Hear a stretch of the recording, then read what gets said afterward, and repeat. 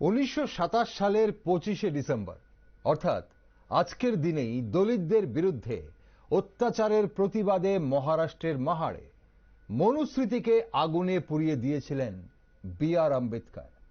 আর বর্তমানে বাবা সাহেব আম্বেদকরকে অপমান ইস্যুতে এই মুহূর্তে তোলপাড় জাতীয় রাজনীতি।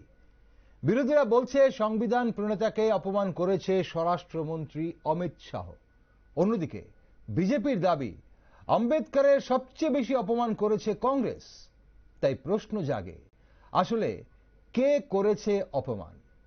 বি.আর. আম্বেদকরের রাজনৈতিক কর্মজীবন ছিল তার সামাজিক সক্রিয়তার স্বাভাবিক সম্প্রসারণ। তিনি ভারতের দরিদ্র, বিশেষ করে পিছিয়ে পড়া শ্রেণীর জন্য আরো ন্যায়সঙ্গত সমাজ গঠনের নীতিকে প্রভাবিত করতে চেয়েছিলেন। তিনি বেশ কয়েকটি বিশিষ্ট রাজনৈতিক পদে অধিষ্ঠিত ছিলেন এবং ভারতের গণতান্ত্রিক ও আইনি কাঠামো গঠনে গুরুত্বপূর্ণ ভূমিকা পালন করেছিলেন। এই ইতিহাস আমাদের সবার জানা। তবে ইতিহাসের সব দিক কি আমরা জানি? কিভাবে শুরু হয়েছিল আম্বেদকরের রাজনৈতিক জীবন? স্বাধীনতার আগে কিংবা পরে জাতীয় রাজনীতিতে কি ভূমিকা ছিল বাবা সাহেবের?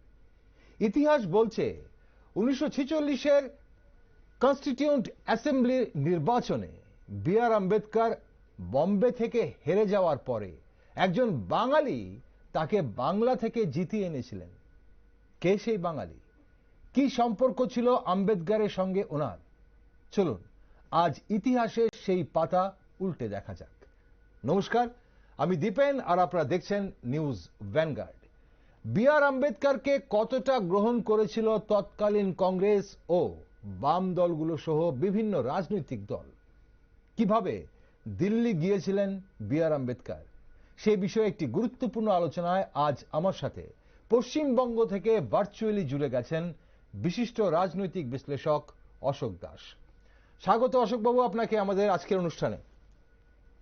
সকলকে নমস্কার।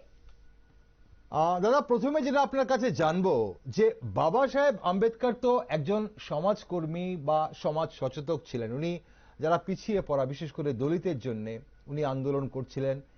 কি প্রেক্ষাপটে উনি রাজনীতিতে প্রবেশ করলেন? দেখুন, এটা একজন মহান ব্যক্তি, ভারতবর্ষের রাজনীতিতে নয়, যে সারা পৃথিবীতে পিছিয়ে পড়া অনগ্রসর মানুষদের জন্য যারা যারা সংগ্রাম করে গেছেন তাদের মধ্যে অন্যতম ব্যক্তিত্ব এই বাবা সাহেব ভীমরাও আম্বেদকর। উনি যখন পড়াশোনার জীবন, তখন থেকেই ভারতবর্ষের এই যে জাতিভেদ বর্ণভেদ প্রথা, উঁচু নীচ দলিত, এই যে একটা যন্ত্রণা তার মনের ভিতরে সবসময় একটা আন্দোলিত। পড়াশোনার মধ্যে দিয়ে, বহু পরিশ্রমের মধ্যে দিয়ে তিনি এই শিক্ষা দীক্ষা মানে জ্ঞানের একদম মানে শিখরে পৌঁছেছিলেন। আচ্ছা, তিনি বিলেতে গিয়েছিলেন, বিলেতে যে পড়াশোনা করেছেন, ব্যারিস্টার হয়েছেন, ডক্টরেট পেয়েছেন। তো এই জন্য একজন মহান ব্যক্তিত্ব। তার তো যখন একজন মানুষ একটা জায়গায় পৌঁছিয়ে যায়, তার চেতনার বিকাশ হয়, তখন সে তখন শুধু নিজের জন্য ভাবে না, এই মানুষ তখন সমাজের জন্য ভাবতে শুরু করে, দেশের জন্য ভাবতে শুরু করে, রাষ্ট্রের জন্য ভাবতে শুরু করে। তো আম্বেদকর সাহেব ঠিক তেমনি ভাবেই এই পিছিয়ে পড়া অনগ্রসর মানুষদের কথা চিন্তা করতে প্রথম শুরু করলেন। কারণ ভারতবর্ষের জনসংখ্যা যদি 70-80 ভাগ মানুষ তারা যদি নিষ্পেষিত হন, নানান ভাবে তাদের উপরে যদি নিপীড়ন চলে, তারা যদি সমানাধিকার না পান, তাহলে এই দেশটা তখন ছিল পরাধীন। এই পরাধীন দেশটাকে স্বাধীন করার জন্য যে কাজের দরকার, সেই কাজটাও সঠিকভাবে হবে না। আম্বেদকর সাহেব এটা বুঝেছিলেন বলেই তিনি প্রথম এই আন্দোলনগুলো শুরু করেছেন। আচ্ছা, ঠিক সেই আন্দোলন শুরু করেছেন এবং যতটুকু জানা যায় যে 1921 সালে উনি রাজনীতিতে প্রবেশ করেন। এখন 1947 সালে দেশ স্বাধীন হয়, কিন্তু তার প্রক্রিয়া শুরু হয়ে যায় বহু আগে থেকে, সেটা আমরা সবাই জানি। 1946 সালে গণপরিষদে আম্বেদকর সাহেব গেছিলেন, তবে বম্বে থেকে নয়, উনি বাংলা থেকে গেছিলেন। বলা হয় নমিনেটেড হয়েছিলেন বাংলা থেকে। উনি থাকতেন বম্বে, মহারাষ্ট্রে, জন্ম ওনার মধ্যপ্রদেশে। তাহলে উনি বাংলা থেকে কিভাবে গণপরিষদে গেলেন, সেই ইতিহাসটা কি? দেখুন, এই সম্বন্ধে যদি বলতে হয় তো একটু একটু আপনার পিছনের দিকে 1-2 সাল, খুব সম্ভবত উনি 1942 সালে এই তপশিলি জাতি এবং উপজাতিদের জন্য একটা সংগঠন তৈরি করেছিলেন। সেইটাকে আস্তে আস্তে সেটা পরবর্তীকালে নাম দিয়েছিলেন শিডিউল কাস্ট ফেডারেশন। এই যে শিডিউল কাস্ট ফেডারেশন, এই 1946 সালে যে নির্বাচন হয়েছিল, সেই নির্বাচনে এই শিডিউল কাস্ট ফেডারেশন সারা ভারতবর্ষে, যতদূর আমার মনে আছে, একটু ভুল হলে সংশোধন করে আপনারা নেবেন, সেটা হচ্ছে প্রায় 135 কি 38 জন মানুষ নির্বাচনে অংশগ্রহণ করেছিলেন। কিন্তু বাবা সাহেব আম্বেদকর বোম্বে রেসিডেন্সি থেকে নির্বাচনে অংশগ্রহণ করেছিলেন। কিন্তু তৎকালীন যেসব কংগ্রেসের নেতারা, যেহেতু তিনি দলিত শ্রেণীর সম্প্রদায় থেকে এবং ফেডারেশনের থেকে তিনি নমিনেশন জমা করেছিলেন, এবং তার সঙ্গে সঙ্গে যে পশ্চিমবঙ্গের আর একজন দলিত নেতা, মানে সেই সমসাময়িক কালের মানে অন্যতম দলিত নেতা, যদিও তার সম্বন্ধে নানান ভাবে নানান রকম কথা তার ইতিহাসের পাতায় বর্ণিত হয়ে আছে, অবশ্য অনেক সময় সঠিক ইতিহাসটাও বর্ণনা করা আজও পর্যন্ত হয়নি, নানান কারণ আছে, তার ব্যাখ্যা আমি যাব না। কিন্তু তিনি হলেন যোগেন্দ্রনাথ মন্ডল। এই যে আর আম্বেদকর সাহেবের সঙ্গে তার এই তপশিলি জাতি এবং উপজাতিদের আগিয়ে নিয়ে যাওয়ার জন্য তার যে আপ্রাণ চেষ্টা, সেই যে ফেডারেশন, সেই ফেডারেশনের প্রার্থী হিসাবে যখন বোম্বেতে তিনি নির্বাচনে অংশগ্রহণ করেন, ঠিক সেই জায়গায় কংগ্রেসের প্রবল বিরোধিতার ফলে আম্বেদকর সাহেব সেখানে পরাজিত হন।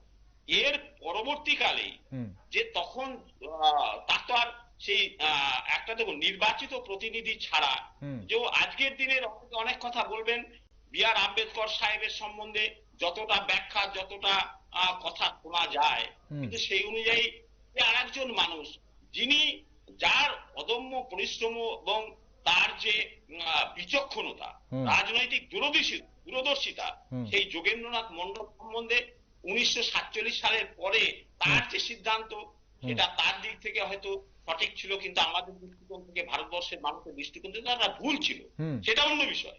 কিন্তু সেই যখন বোম্বে রেসিডেন্সি থেকে কংগ্রেস তাকে আর আম্বেদকর সাহেবকে হারিয়ে দেন, তখন এই সংবিধান সভায় যাওয়ার আর কোনো রাস্তা ছিল না আর আম্বেদকর সাহেবের।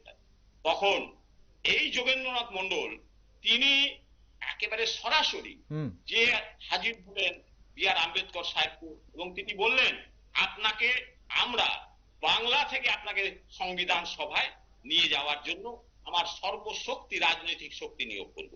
এই জায়গা থেকেই বাংলার ভূমিকাটা একটা বিশাল ভাবে দেখা দিয়েছিল তৎকালীন ভারতবর্ষে। কারণ তখন একমাত্র প্রার্থী এই ফেডারেশনের জিতে এসেছিলেন খুব সম্ভবত একজন ম্যাড্রাস থেকে আর একজন বাংলা থেকে। সেই বাংলার একমাত্র প্রার্থী যিনি জিতেছিলেন, সেও বরিশাল থেকে জিতেছিলেন। আজকে সেটা পাকিস্তান হয়ে বাংলাদেশ। সেই বরিশাল থেকে জিতেছিলেন সেই যোগেন্দ্রনাথ মন্ডল। সেই যোগেন্দ্রনাথ মন্ডল নিয়ে আসলেন এখানে, এসে কলকাতায় মিটিং করলেন। মিটিং করে সেই যোগেন্দ্রনাথ মন্ডল তার একক প্রচেষ্টায় বলা চলে, কারণ আমি যতটুকু ইতিহাস পড়েছি, যতটুকু ইতিহাস নিয়ে আমি বিজ্ঞানের ছাত্র, জীবন বিজ্ঞান নিয়ে পড়াশোনা করি, কিন্তু একটা রাজনীতির অঙ্গনে থেকে আমি যতটুকু পড়াশোনা করেছি তার থেকে জানতে পেরেছি যে এই যোগেন্দ্রনাথ মন্ডল এমন একজন ব্যক্তিত্ব তৎকালীন ভারতবর্ষের, যে তিনি এই কংগ্রেস, এটা তখন বিরাট শক্তিশালী কংগ্রেস, কমিউনিস্টরাও সেখানে একটা, তারা, আমি সমালোচনা করব না, তবে একটা কথা বলবো, কংগ্রেসরা সবসময়, কমিউনিস্টরা সবসময় কংগ্রেসের ছত্রছায়া লালিত পালিত হয়েছেন, কিন্তু যোগেন মন্ডল কোনোদিন কংগ্রেসের ছত্রছায়া লালিত পালিত হননি। তিনি প্রথম যখন 1937 সালে নির্দল প্রার্থী হয়ে বরিশাল থেকে জিতেছিলেন, সেটা জেনারেল কনস্টিটিউন্সি, সেটা ফুল কনস্টিটিউশন ছিল না। সেখানে আজকের দিনের হয়তো অনেকে ভুলে গেছেন, তখন এইসব অঞ্চল হিন্দু প্রাধান্য ছিল, 50 ভাগের উপরে হিন্দু ছিল, এবং তাদের একটা, আজকে যেমন ম্যান পাওয়ার এবং মাসেল পাওয়ার, মানি পাওয়ারের যেমন রাজনীতি ছিল, তৎকালীনও সেটাই ছিল। এটা ভুললে চলবে না, ইতিহাসের ব্যাখ্যা বিভিন্ন জন দিতে পারেন। তৎকালীন সেখানে কায়স্থ সমাজ, সালের কায়স্থ সমাজ, বদ্যী সমাজ এবং উচ্চবর্ণের মানুষ, তারা এই যোগেন্দ্রনাথ মন্ডলের যে নবশূদ্র সমাজ, এই দুই সমাজের কম্বিনেশনের ফলে নির্দল প্রার্থী হয়ে জিতে এসেছিলেন এই যোগেন্দ্রনাথ মন্ডল। পরবর্তীকালে সেই 46-এর যখন যোগেন্দ্রনাথ জিতে আসলেন, তখন এই তপশিলি জাতিদের আগিয়ে নিয়ে যাওয়ার জন্য বাবা সাহেব আম্বেদকরকে তিনি একরকম গুরুই মানতেন।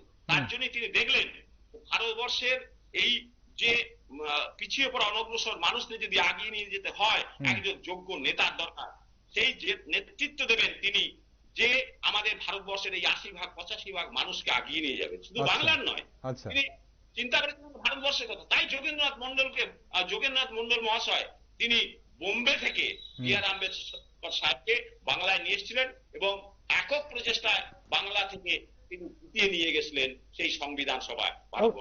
অশোকদা, এখানে অবশ্যই অনেক কিছু জানার আছে। আপনার কথা থেকে অনেকগুলো ইতিহাসের অনেকগুলো পৃষ্ঠা এই মুহূর্তে আমাদের চোখের সামনে এসে গেল। যোগেন মন্ডলের কথা অবশ্যই আরেকটু বিস্তারিত জানবো। এবং আপনি বললেন যে বোম্বে থেকে উনি বাংলাতে নিয়ে এসে যোগেন মন্ডল বি.আর. আম্বেদকরকে বাংলা থেকে পাঠালেন সেখানে গণপরিষদে, সে বিষয়টা জানবো। কিন্তু তার আগে আপনি একটা কথা জায়গায় উল্লেখ করলেন যে কংগ্রেসের প্রবল বিরোধিতা ছিল।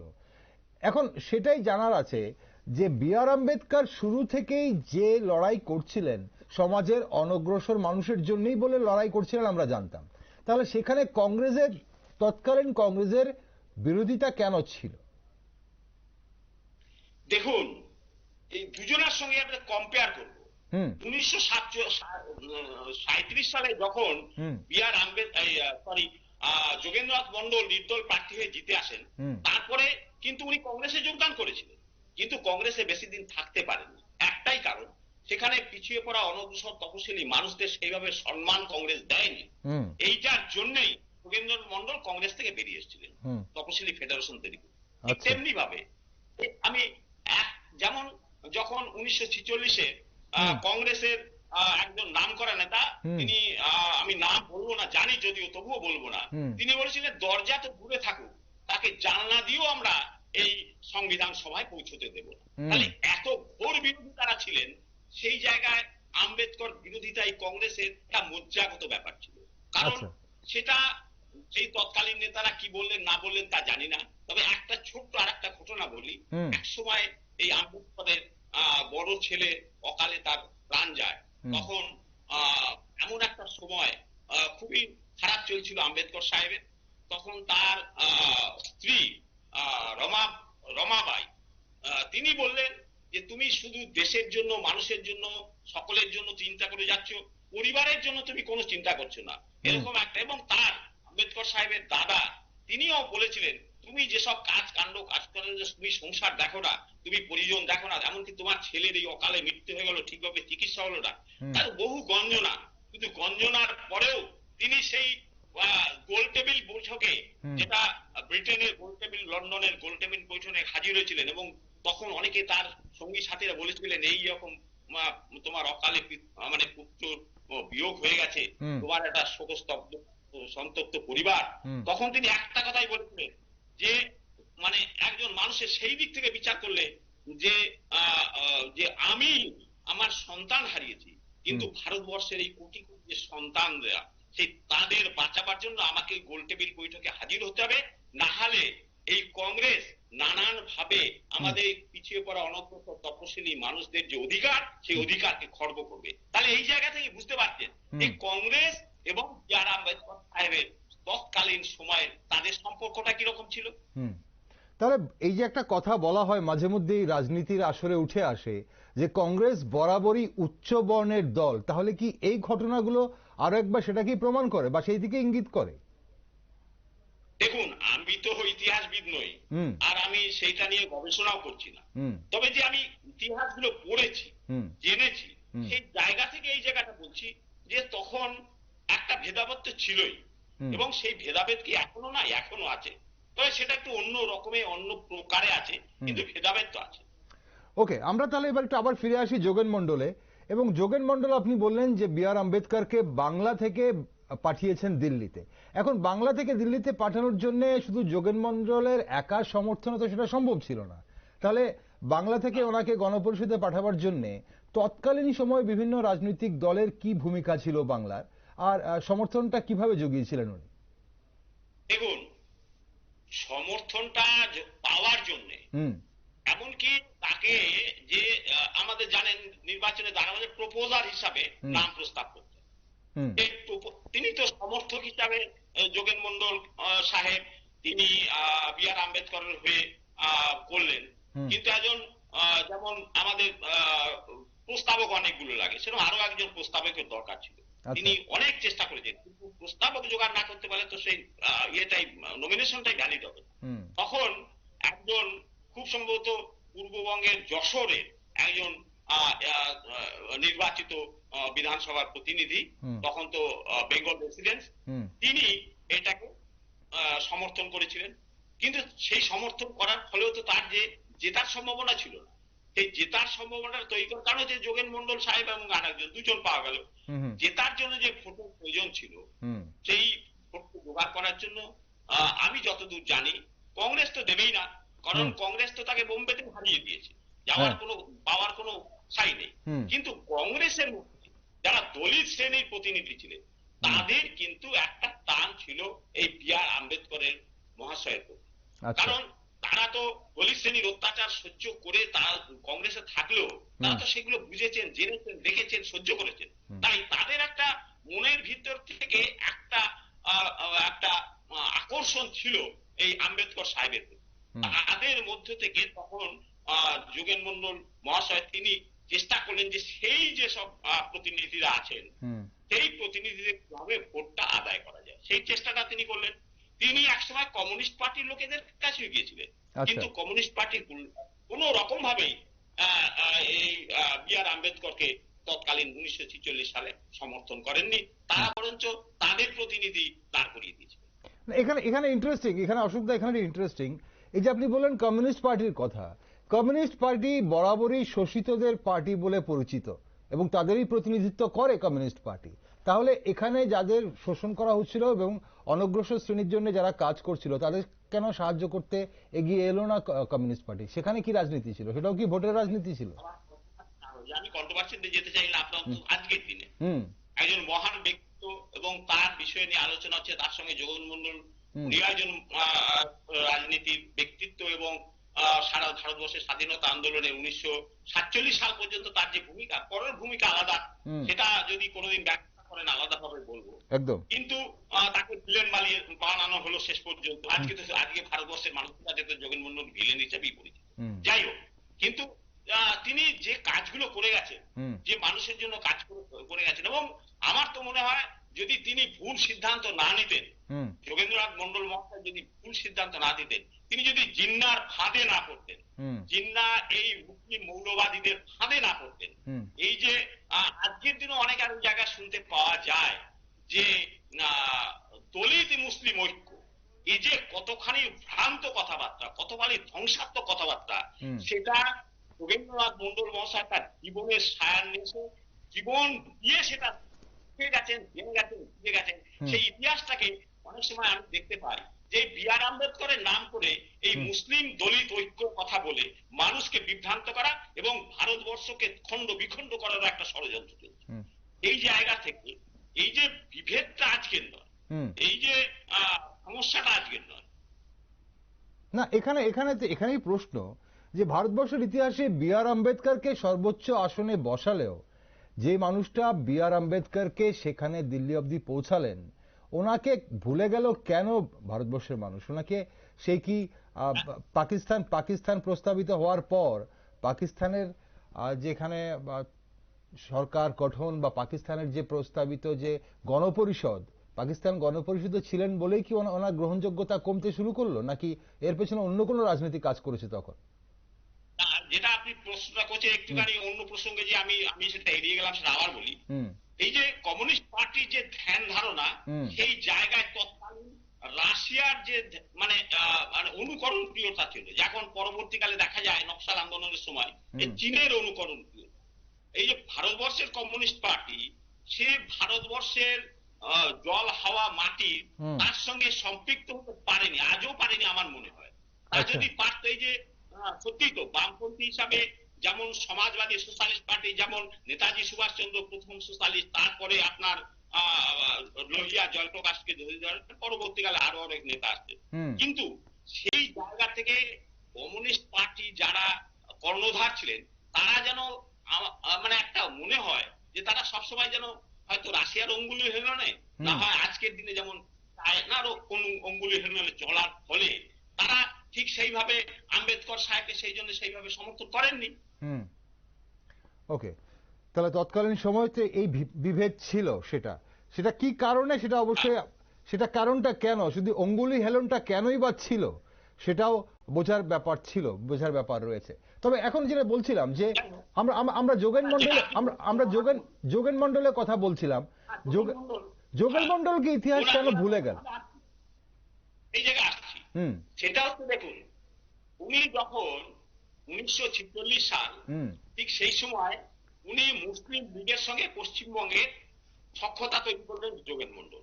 আচ্ছা। এবং পরবর্তীকালে সেই মুসলিম লীগের সোহরাবুদ্দি সাহেব তাকে বললেন যে তোমাকে আমরা ভারতবর্ষের অবিভক্ত ভারত 1946 মানে স্বাধীনতার আগে অবিভক্ত ভারতের আইন মন্ত্রী হিসাবে তোমাকে আমরা প্রজেক্ট করতে চাই।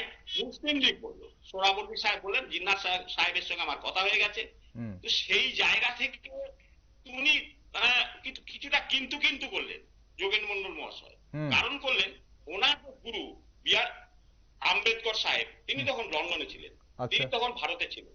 তখন সোহরাবুদ্দি সাহেব বলেন, তুমি যদি ভাবনা চিন্তাই করতে থাকো আর তোমার গুরু কবে আসবে, তারপরে ততক্ষণ তো সময় চলে যাবে, তাহলে তো আমরা তোমাকে আইন মন্ত্রী হিসাবে প্রজেক্ট করতে পারবো না। এই যে অখণ্ড ভারতের আইন মন্ত্রী হিসাবে যে ইয়ে তৈরি হবে, মন্ত্রিসভা তৈরি হবে, সেখানে পাঠাতে পারবো না।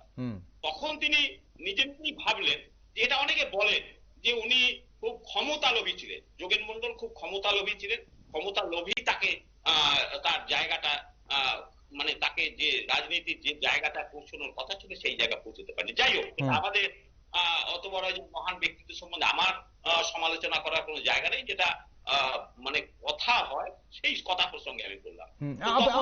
আপনি বলছিলেন অসুবিধা, আপনি বলছিলেন যে একটা ভুল ডিসিশন উনি নিয়েছেন এবং ভুল ডিসিশনের কারণেই আজকের এই ওনার যে পরিণতি বা ইতিহাস যে ওনাকে ভুলে গেল সেটার কারণ হতে পারে। সেই ভুল ডিসিশনটা কি বেসিক্যালি? আমি সেটা বলছি যে দেখুন, একটা আমি উদাহরণ দিই। একটা কামানের গোলা যদি সামান্য 1 ইঞ্চি 2 ইঞ্চি সরে যায়, তাহলে লক্ষ্য ভেদ করতে পারে না, অনেক দূরে চলে যাবে, জনপথে চলে যাবে, মানুষ মারা যাবে। ঠিক তেমনি ভাবে যোগেন মন্ডল মহাশয়ের যে একটা ভুল সিদ্ধান্ত, যে মুসলিম লীগের কাছে চলে যাওয়া, জিন্নাহর কাছে চলে যাওয়া, সোহরাবুদ্দির কাছে চলে যায়, এই যে মৌলবাদীদের সঙ্গে হাত মিলিয়ে চলা। তিনি একসময় বলেছিলেন যে দলিত তারা সবসময় অত্যাচারিত, আর মুসলিম সমাজ তারাও অত্যাচারিত। অত্যাচারিতের বেদনা বুঝতে পারবে, তাই আমি পাকিস্তানকে সমর্থন করছি। সেটা যে কতটা ভুল, কতটা ভ্রান্ত, কারণ মুসলিম মৌলবাদ কখনো তাদের ধর্ম থেকে আলাদা করতে পারে না, ধর্ম তাদের কাছে শ্রেষ্ঠ। সেখানে অন্য ধর্মের মানুষকে তারা ভাতৃপ্রতিম হিসাবে দেখতে চায় না বা পারেও না। সেই জায়গা থেকে পরবর্তীকালে যখন তিনি এই মুসলিম লীগের সমর্থনে মন্ত্রিসভায় গেলেন, হয়তো সেই সময় বি.আর. আম্বেদকর সাহেবের হয়তো মনে একটা মানে সামনাসামনি কিছু বলেননি, তাকে সমর্থন করেছিলেন, কিন্তু তার মনে হয়তো তার শিষ্যের সম্বন্ধে একটা ধারণার একটু অদল বদল হয়েছিল। কারণ সেটা বি.আর. আম্বেদকর সাহেবের যদি আপনি 1921 বললেন, 22 বললেন, 25 বললেন, 40-42 পর্যন্ত, এমনকি 1946 সালের সংবিধান সভায় যাওয়ার আগে মুহূর্ত পর্যন্ত তিনি যদি দেখেন তার যে বইগুলো লেখা হয়েছিল, সেখানে বিজাতি তত্ত্ব, মুসলিমরা দেশটাকে ভাগ করে যে কথাগুলো জিন্নাহ এবং সোহরাবুদ্দি এরা করছে, সেই জায়গায় তিনি কতটা তার বিরুদ্ধে ছিলেন। এবং তিনি এক জায়গায় লিখেও গেছেন যে তিনি বলছেন, এই যে বিবাহ, বহু বিবাহ প্রথা, এই যে পর্দা প্রথা, এই যে মানে মহিলা এবং নারী এবং শিশু কন্যা, এদের যেভাবে একটা সামাজিক ভাবে তাদের যে বন্ধন আটকে রাখা, তাদের আগিয়ে যেতে না দেওয়া, এটা কিন্তু আম্বেদকর সাহেবের মনে ব্যথা সবসময় ছিল, সেটা কিন্তু তার বইপত্রে লিখে গেছে। সেই জায়গায় তিনি দেখলেন যখন এই মৌলবাদী জিন্নাহ এবং মৌলবাদী সোহরাবুদ্দির খপ্পরে এই মুসলিম মৌলবাদীদের খপ্পরে পড়ে গেছেন, তখন হয়তো আম্বেদকর সাহেব হয়তো সেই জায়গা থেকে আস্তে আস্তে এই যোগেন মন্ডল সাহেবের সঙ্গে তার একটা দূরত্ব তৈরি হয়ে গেল। আর সেই দূরত্ব তৈরি হওয়ার ফলে সেই ঠিক সঠিক নির্দেশ পাওয়ার জায়গাটায় আর যোগেন মন্ডল মহাশয় রইলেন না। তখন তিনি ওই পূর্ববঙ্গের ওই দলিত মুসলিম ঐক্য বলে ওইখানে যে ছাপ দিলেন, তার ফলে শুধু ভারতবর্ষ একজন যোগ্য পিছিয়ে পড়া অনগ্রসর মানুষ একটা এত বড় একজন নেতাকে হারালো তাই নয়, তিনি নিজে তো একটা এই চক্রের মধ্যে জড়িয়ে যে নিজের রাজনৈতিক জীবনটাকে ধ্বংস করলেন শুধু নয়, একটা হিন্দু বাঙালি জাতির সর্বনাশ ডেকে আনলেন। কিরকম না, সেই সময় তপশিলি জাতি এবং উপজাতি এই সমস্ত মানুষগুলোর নেতাই ছিলেন এই যোগেন্দ্রনাথ মন্ডল মহাশয় পূর্ববঙ্গে, বিশেষ করে যেটা পাকিস্তান। তাহলে তার কথায় যেমন বর্ণ হিন্দুরা ঠিক 1947 সালের সময় তারা যেমন চলে আসতে আরম্ভ করলেন ভারতবর্ষে এবং তারা যতটা সেটেল হয়েছে, ঠিক সেইভাবে তপশিলি জাতির মানুষেরা সেইভাবে আজকেও আপনি দেখছেন যে এই সিএ নিয়ে যে কথাবার্তাগুলো চলছে, এই নাগরিকত্ব নিয়ে যে কথাবার্তাগুলো চলছে, সেটার কারণ এইটা, তিনি যেভাবে জিনিসটাকে একটা জায়গায় ভুল সিদ্ধান্ত নেওয়ার ফলে এই কয়েক অন্তত 2 থেকে 3 কোটি মানুষ এই সমস্যা করলেন। কিন্তু যোগেন মন্ডল মহাশয় তার রাজনৈতিক জীবনটাকে ধ্বংস করলেন না, এই মানুষগুলোর জীবনটাকে ধ্বংস করলেন। কারণ এই ভুল সিদ্ধান্ত কংগ্রেস খারাপ, মুসলিম লীগ ভালো, এই জায়গা থেকে তিনি একটা ভুল সিদ্ধান্ত নেওয়ার ফলে এই মৌলবাদীদের খপ্পরে পড়ে বাঙালি হিন্দু জাতিরও তিনি সর্বনাশ করে দিলেন। কিন্তু সেটা তিনি পরে যখন বুঝতে পারলেন, দেখুন আমি আরেক জায়গায় উনি তো শুধরে নেবার চেষ্টা করেছিলেন, ওনার ভুলটা শুধরে নেবার চেষ্টা করেছিলেন। আমি একটু সময় দেবেন, সেটা হচ্ছে যে দেখুন তিনি তো জিন্না মারা গেলেন, লিয়াকত আলী খানের সঙ্গে তার সংঘাত হলো, পূর্ববঙ্গে প্রচন্ড ভাবে হিন্দুদের উপর অত্যাচার হচ্ছে, তাদের ঘরবাড়ি জ্বালিয়ে দেওয়া হচ্ছে, মেয়েদের উপর অত্যাচার হচ্ছে, তিনি সহ্য করতে পারলেন না। তিনি করাচির থেকে পূর্ববঙ্গে চলে আসলেন। পূর্ববঙ্গে এসে সব জায়গায় ঘুরতে ঘুরতে যখন বিভিন্ন জায়গায় দেখছেন তার সজাগ, তার সেই নবশূদ্র সম্প্রদায়ের উপরে এই জঘন্য পাশবিক অত্যাচার এই মৌলবাদী মুসলিমরা চালাচ্ছে, এই মৌলবাদী মুসলিম সরকার চালাচ্ছে, তখন এত ব্যথিত হলেন তিনি। সেটাকে যখন কন্ট্রোল করার রাস্তায় তিনি রইলেন না, তখন 132 পাতার চিঠি লিয়াকত আলী খানকে লিখে সেখান থেকে তিনি ভারতবর্ষে চলে এলেন। দেখুন তিনি তো আপোষ করতে পারতেন, লিয়াকত আলী খানের চুপ করে থাকতে পারতেন। আজকের দিনে রাজনীতিতে তারা যেটা করে, চুপ করে থাকেন, কথা বলেন না, আর নিজের স্বার্থ দেখেন, বা ধর্ম পরিবর্তন করতে পারতেন, কিন্তু সেটা করেননি। হরে কৃষ্ণ হরে রাম বলার জন্যই তিনি এই দেশে চলে এলেন। তিনি যদি এই হরে কৃষ্ণ হরে রাম বলাটা বন্ধ করে দিয়ে অন্য কথা বলার যদি অভ্যস্ত হয়ে যেতেন, তাহলে সেই জীবদ্দশায় অত করুণ অবস্থার মধ্যে বনগাঁতে তাকে ওইভাবে বসবাস করতে হতো না, তিনি রাজনীতির এবং ক্ষমতার শিখরে থাকতে পারতেন। সেই জায়গা থেকে অনেকে যোগেন্দ্রনাথ মন্ডল মহাশয়কে বিভিন্ন ভাবে ব্যাখ্যা করতে পারেন। হ্যাঁ, ব্যাখ্যা তো এই জন্যই হয়, তিনি 2 থেকে 3 কোটি মানুষের সর্বনাশ ডেকে নিয়ে এসেছিলেন, তার তো দায়ভারটাকে নিতেই হবে। কিন্তু আর একটা জায়গা তিনি ধর্ম পরিবর্তন করেননি, সেই ধর্মটাকে আঁকড়ে রেখে তার সেই স্বজাতি, সেই হিন্দু, সেই নবশূদ্র সম্প্রদায়কে বাঁচাবার জন্য জীবনের শেষ দিন পর্যন্ত লড়াই করে যাচ্ছেন। এই জায়গা থেকেই যোগেন মন্ডলের একটা মূল্যায়ন হওয়া দরকার। আর সেই জায়গা থেকেই বি আর আম্বেদকর মহাশয়ের তার যে বিচ্যুতি হয়ে গেল, বি আর আম্বেদকর সাহেবের এই বিচ্যুতির ফলে, তার গুরুর থেকে শিষ্যের বিচ্যুতি হওয়ার ফলেই ভারতবর্ষের রাজনীতিতে আমরা এরকম একজন মানুষকে শুধু হারাইনি, আমাদের হিন্দু বাঙালি জাতির সর্বনাশটাও আমরা দেখতে পাচ্ছি। অশোক দা, আপনি যেটা বললেন যে উনি হরে কৃষ্ণ হরে রাম বলার জন্য ভারতবর্ষে ফিরে এলেন, সেটাকে পাকিস্তান ছেড়ে। এখন প্রশ্ন হচ্ছে, ভারতবর্ষে ফিরে আসার পর 1967 সাল অবধি উনি চেষ্টা করেছেন ভোটের রাজনীতিতে বা সংসদীয় রাজনীতিতে আসার। এখন প্রশ্ন হচ্ছে, মানুষ কি তখন, তো কিছু মানুষ কি ওনার সঙ্গে ছিল না? নমশূদ্র অংশের মানুষ তখন কি ওনার সঙ্গে ছিল না? বা উদ্বাস্তু যারা ছিল, বলা হয় যে বিভিন্ন জায়গার উদ্বাস্তুদের মধ্যে কিছু মানুষের সমর্থন উনি পেয়েছিলেন।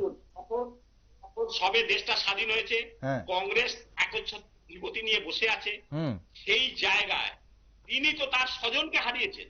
স্বজন হারিয়েছেন মানে স্বজনকে তিনি বিচ্যুত হয়ে গেছেন। তারা এই নমশূদ্র তপশিলি জাতির মানুষ শুধু নয়, তাকে কিন্তু সব থেকে বেশি রাজনীতিতে অগ্রসর হওয়ার জন্য তার তপশিলি সম্প্রদায়ের মানুষ যেমন সমর্থন দিয়েছিল, সব থেকে কোন অংশে কম ছিল না কায়স্থ সম্প্রদায়, পূর্ববঙ্গের কায়স্থ সম্প্রদায়। তৎকালীন সময় নেতাজি সুভাষচন্দ্র বসু এবং শরৎচন্দ্র বসুর সঙ্গে এই যোগেন্দ্রনাথ মন্ডল মহাশয় সম্পর্ক খুব মধুর সম্পর্ক ছিল।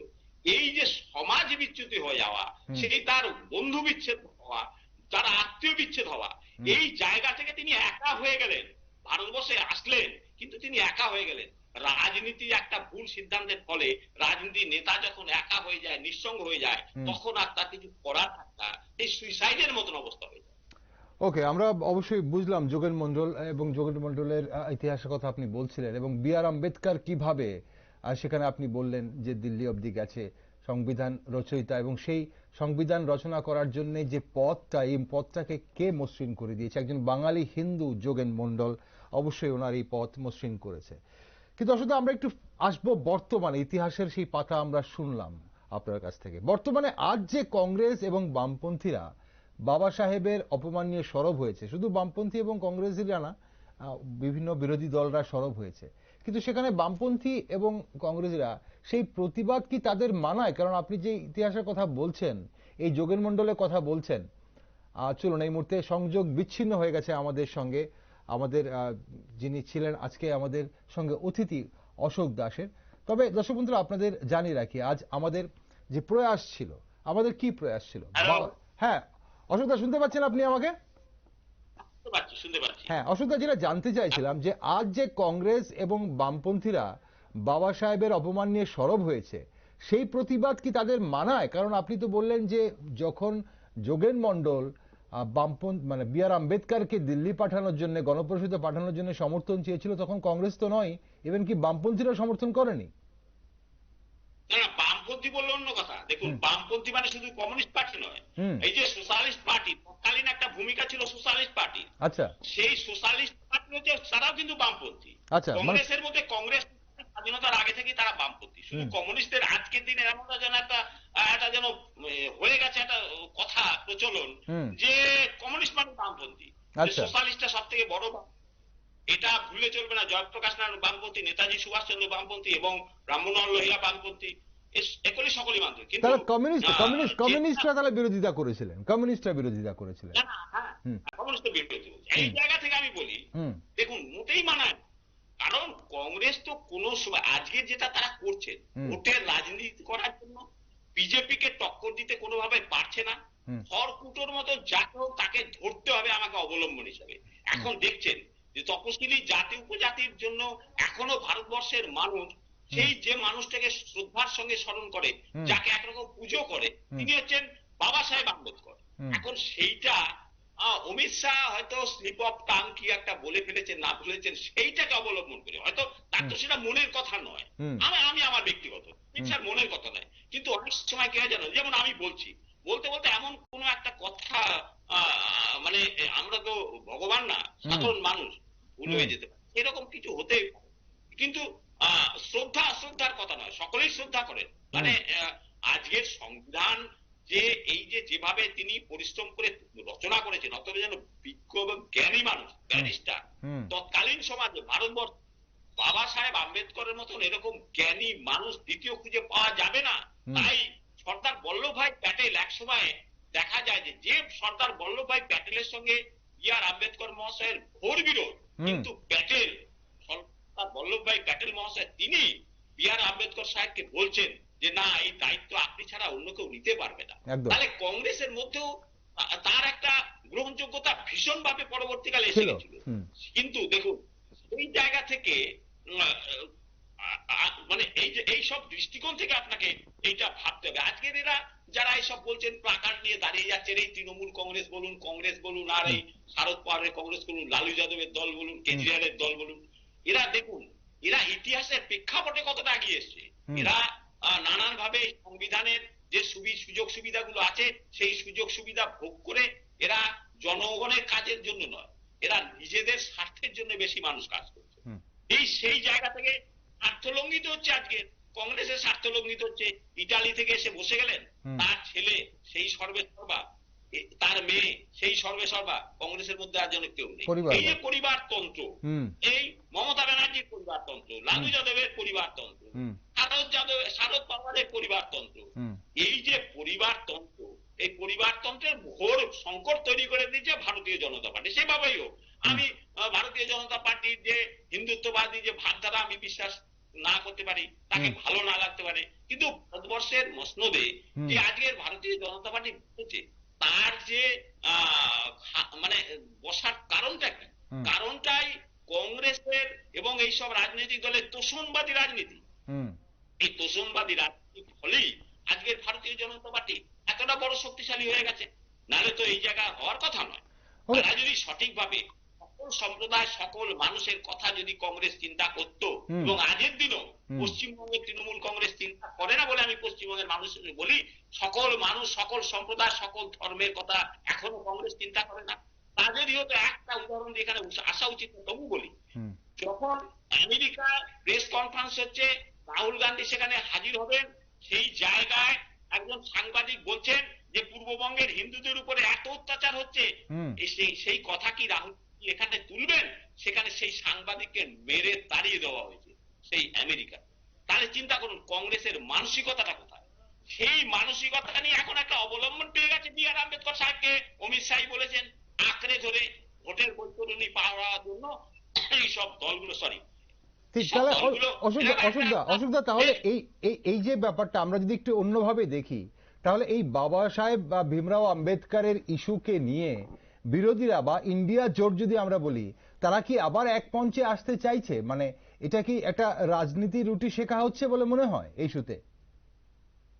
না, রাজনীতি রুটি শেখা ঠিক সে কথা বলবো না, ওটা একটা তো চালু ভাষা হয়ে গেছে। রাজনীতি তো করছে যারা জীবদ্দশায় এই মহামানবের কোন রকম সম্মান দিল না, তাকে কেন 1952 সালে তিনি কংগ্রেসের মন্ত্রিসভা থেকে বেরিয়ে চলেন?